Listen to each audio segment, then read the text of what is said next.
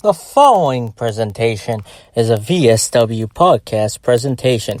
Viewer discretion is advised.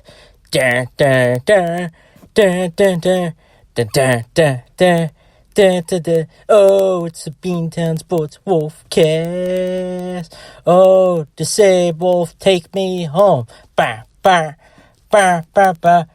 Good morning, everybody. It's Disabled Wolf here with Boston Sports Beantown Wolfcast here, covering the Boston Red Sox for the first time all year. And they have a 2-game homestand, interleague homestand against formerly known as the Boston Atlanta Braves. Both teams in second place. Will the Sox sweep them in two, or will they even it out? Find out now on the Beantown Sports Wolfcast.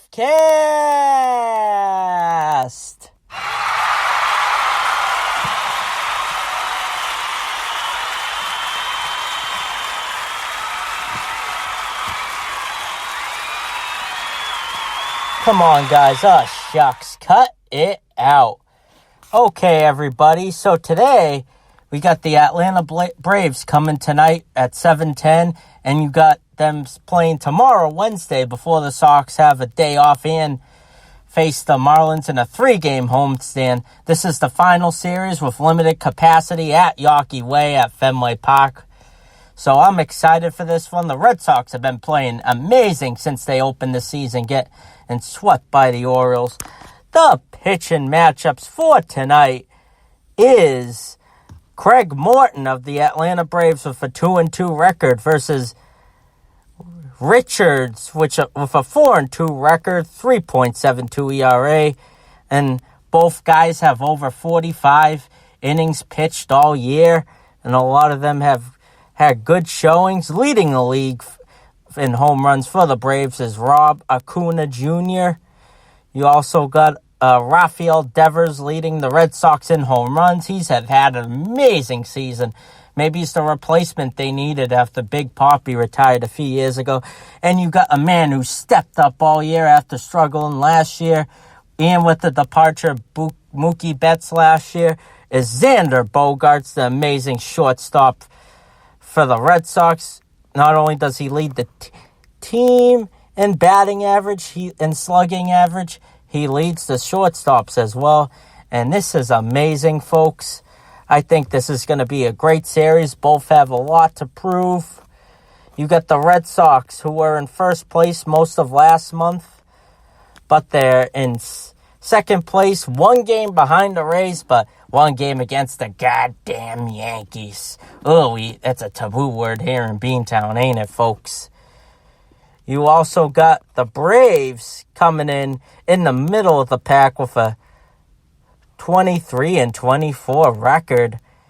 And the whole National League East has been struggling. You got the Mets with a 21-20 record in first place. They'd be fighting for last place if they were in the AL League. Talk about leagues. A lot of people think the American League is better just because they have a designated hitter instead of pitchers batting ninth like the National League. And reasons like the standings overlap with opposite Eastern conferences in the divisions could be an exact reason why. But for tonight's game, it's going to be a beautiful day at Fenway with a 70-degree, not too hot, not too humid, but tomorrow, it's going to be a freaking sweat bath like you're in Arizona with over 90 degrees. A lot of places that work outdoors cool off when it's over 90. Can't imagine having all this catching gear and pinstripe equipment and batting gloves and everything else. Must be sweating. But the key, Morton has 52 strikeouts this year, which is pretty good. But Richards has given up more hits with 49. And you got, they're in pitching leaders is Richard with 43 strikeouts. You got Eovaldi leading the Red Sox in wins. But I think he's pitching this weekend against the Marlins. Tomorrow's pitching matchup for the Braves and Red Sox. You got Dan Smithy for the Braves with 2-2 record. And you've got the up and rising prospect from when he played with the Paw Sox, now the Woo Sox, Nick Pavito with a 5-0 undefeated record, folks. That is awesome. We're going to need that if we're going to go far in the year. All right, let's do the preview, shall we, for the series. I already gave you a little insight about the pitching matchups. So you got the money line with the Red Sox, actually the underdogs, because since Charlie Morton has 52 strikeouts, they gave the Braves a huge under 119. That means the Red Sox are the underdogs and the Braves are in the strikeouts against. But Atlanta has had a 2-win streak. They struggled in most of the season. But the Red Sox are only 500, barely above it at home this year, especially getting swept by the Orioles. And they haven't even faced the Yankees yet, folks, and they're 13-12. But a lot of it's thanks to Rafael Devers really stepping up this year for third baseman. He is amazing. And you got Ronald Acuna Jr. for the Braves leading the team with a .62 slugging percentage, including 15 home runs. But if the Red Sox have to win, Devers not only has to lead the pack, you got to get Xander Bogaerts and the other guys to really step up, as Chris Sale won't be able to pitch as he's still injured, same as Alex Vertigo, he can't play, and Christian Arroyo. But you got Toussaint injured for the Braves. So, folks, I think there's not really much to showcase. But I think both teams are going to split one because the Red Sox have been on and off at home all year, as they're going to be super motivated once Fenway is in 100% capacity starting this Saturday against the Marlins when Governor Baker's lifting all the restrictions. As I think they'll split one and they'll have a good showcase in the Marlins. And I will recap these two games and preview the Marlins outing on Friday. Keep your eye out, folks. Upcoming Wolfcast, you get the Celtics game too tonight against the Nets. I already did my preview if you want to take a look.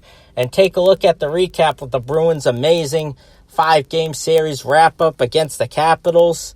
It is amazing, folks, as the Bruins are going to the second round against either the Islanders and Penguins. I hope to have a preview on it by this weekend, but we don't know if it's going to go 6 or 7 games. If the Islanders win tomorrow, I'll preview that on Thursday or Friday. But you should expect it this weekend for Bruins Wolfcast. You'll get a Red Sox on Friday. And the Red Sox have been amazing this year after getting swept, like I said. And you will get a preview and enjoy the games, folks. Watch the Celtics, Red Sox, whatever you want to do. As keep positive, New England. Better days are ahead as the pandemic is behind us. And this is all I have for today. And you got the Wolf signing out. We would like to thank you for watching the VSW Podcast feature presentation. Bye-bye.